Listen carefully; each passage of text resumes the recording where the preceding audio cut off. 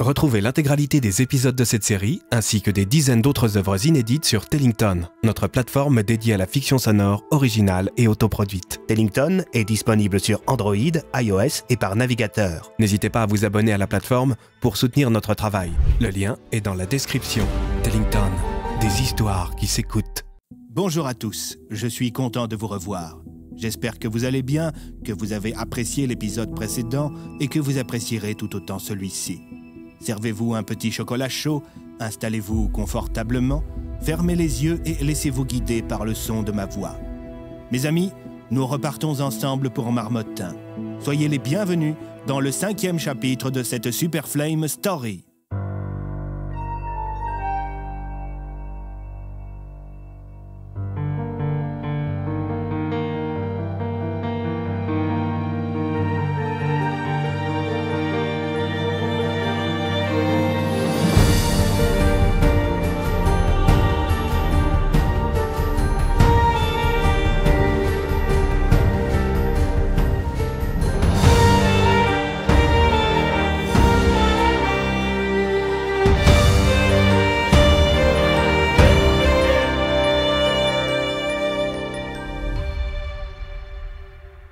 Triste blizzard, chapitre 5, les démons d'Hugo. À Castel-les-Pins, il faisait un froid de canard. Pas autant qu'à Marmottin, mais l'hiver castelpinois était généralement plus doux. Andrew était toujours accompagné de Rico. Le Dokipa et son ami à plumes observaient toujours avec attention le comportement d'Hugo Clifford. L'étudiant était en effet devenu un centre d'intérêt pour la DPA, bien plus encore pour Alias, qui avait demandé à son ami propriétaire de porte de se charger personnellement de la surveillance du jeune étudiant en journalisme. Le directeur de la DPA ne faisait pas trop confiance à son agence sur ce sujet précis. Même si le colonel Antonov avait réussi à débusquer plusieurs traîtres et à remettre en marche la machine d'une manière efficace et coordonnée, il demeurait des sujets qu'Alias se réservait et qu'il traitait en petit comité. Celui d'Hugo en faisait partie. Hugo était un jeune homme à part.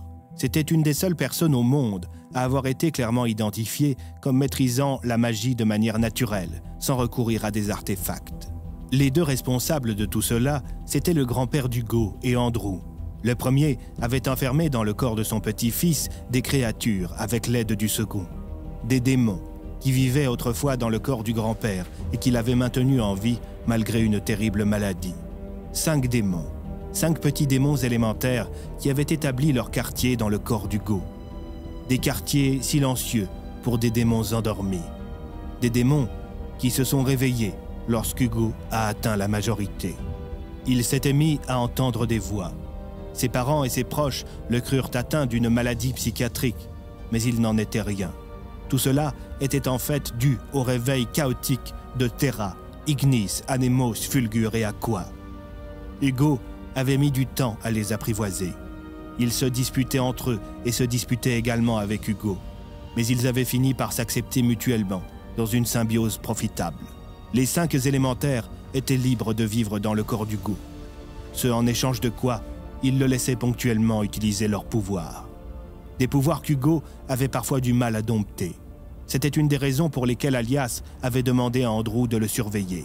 « On va rester là encore longtemps ?» demanda Rico. « Tant qu'Hugo restera dans cette rue, oui. » C'est alors qu'il se produisit quelque chose d'étrange.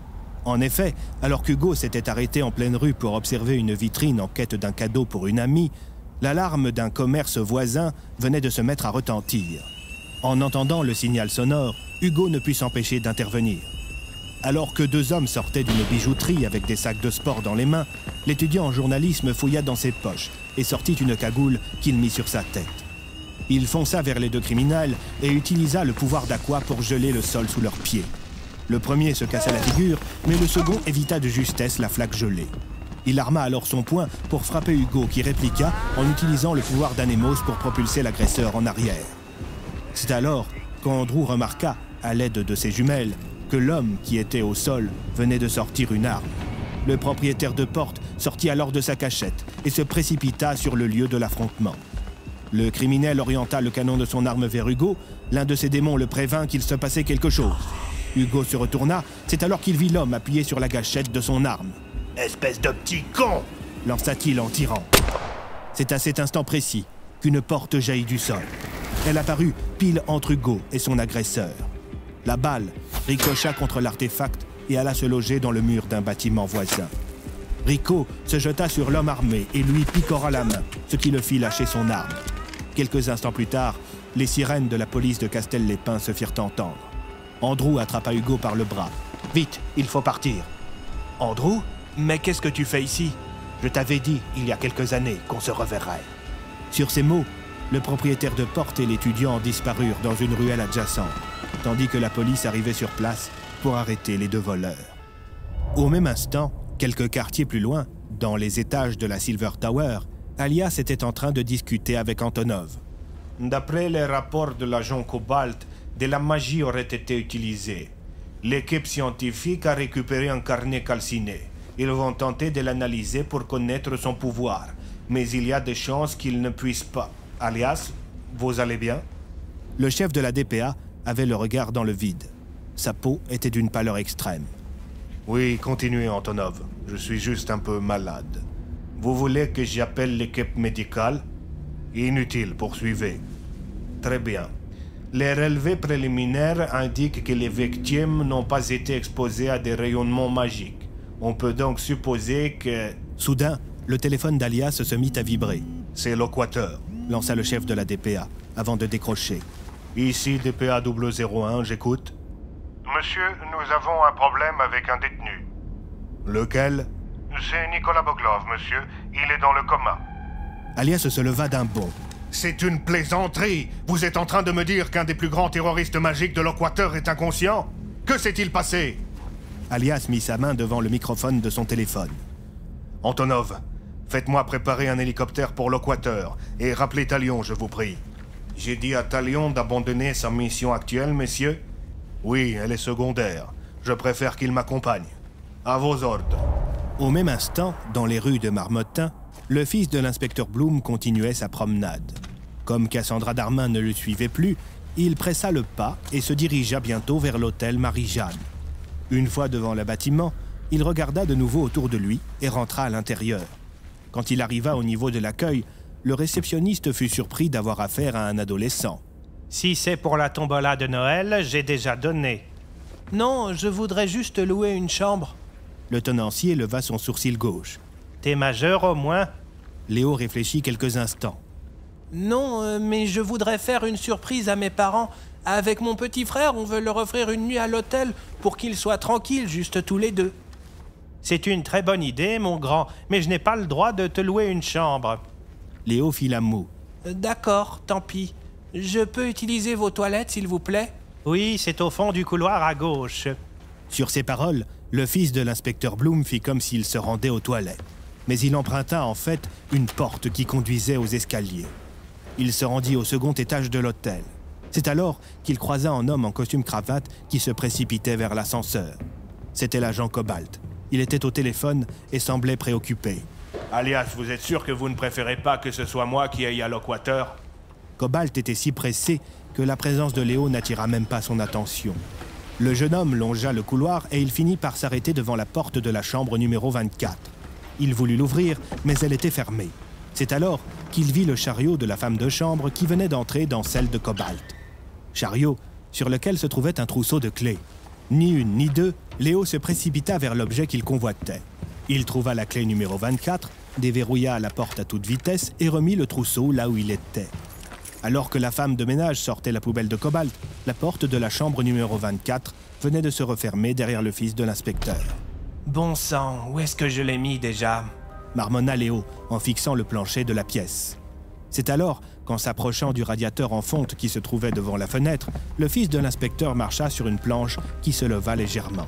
Il se mit à genoux et la retira, révélant une cache qui avait été creusée dans le plancher de la chambre. Léo en sortit un petit carnet dont la couverture en cuir marron était protégée par une ficelle. Il la dénoua et ouvrit le petit tas de feuilles reliées. Sur la première page, il était écrit « Pour le petit Pousset ». L'hélicoptère faisait un vacarme assourdissant. L'appareil militaire était en train de se poser sur le toit de la Silver Tower. Alias avait été rejoint par Talion. Le propriétaire de porte serrait fort contre lui sa petite lumine, qui était effrayée par le bruit de l'appareil volant. Je suis désolé d'avoir interrompu votre précédente mission, Talion, déclara Alias. mais quand ça concerne quelqu'un d'aussi dangereux que Boglov, je préfère avoir un propriétaire de porte à mes côtés. Ce n'est rien. Je suis content de vous accompagner. Vous avez des nouvelles de Marmottin? On a 2 cadavres d'enfants et un usage presque certain de la magie à proximité. Une idée du type de sortilège utilisé? Malheureusement pas. On sait juste qu'il s'agissait d'un carnet. Et Andrew, ça donne quoi de son côté? Il a grillé sa couverture avec le jeune Hugo Clifford. On passe au plan B. Bientôt, le colonel Antonov s'approcha d'Alias et Talion. Il luttait comme il le pouvait contre la puissance du vent provoqué par les pales de l'hélicoptère. Tout est prêt, messieurs. Vous pouvez vous diriger vers l'appareil. Merci, Antonov. Je vous confie la boutique. Soyez prudents. À vos ordres, monsieur. C'était la fin de journée. Alors que Léo était rentré depuis quelques heures, l'inspecteur s'était garé devant chez lui. Il restait dans sa voiture, les mains posées sur le volant, le regard perdu dans le vide. Alors que le chauffage continuait de tourner tout comme le moteur et qu'il neigeait à gros flocons, Nathan se demandait comment il allait bien pouvoir annoncer à Léo le meurtre de ses 2 amis. Il finit par prendre une grande aspiration. Puis il coupa le contact. Il retira la clé, mit la main sur la poignée de sa portière, se figea de nouveau quelques instants et finit par quitter la chaleur de l'habitacle pour se jeter dans le froid du blizzard. Il se dirigea vers sa porte d'entrée, se figea de nouveau et finit par l'ouvrir. Juste derrière se trouvait le petit Valentin qui jouait avec des Legos. Quand il vit l'inspecteur, le jeune homme se précipita vers lui et se jeta dans ses bras. « Papa !» cria-t-il, tandis que la femme de l'inspecteur, qui était en train de lire, se retournait et regardait son époux d'un air inquiet. L'inspecteur se força à sourire. « Comment ça va, mon petit Valou ?»« Pourquoi, Léo, il veut pas jouer avec moi ?»« Il a besoin de se reposer. » répondit l'inspecteur. « Et moi, je vais devoir te reposer. » Une fois que les pieds de Valentin touchèrent de nouveau le sol, il se précipita comme une fusée vers ses jouets, et Bloom s'avança vers sa femme. Il la serra contre lui, et elle en fit autant. « Alors, c'est vrai ce qu'on dit en ville ?» demanda Emma. « Malheureusement. » répondit l'inspecteur. « Dire qu'il y a encore une semaine, Gaëtan était venu manger à la maison.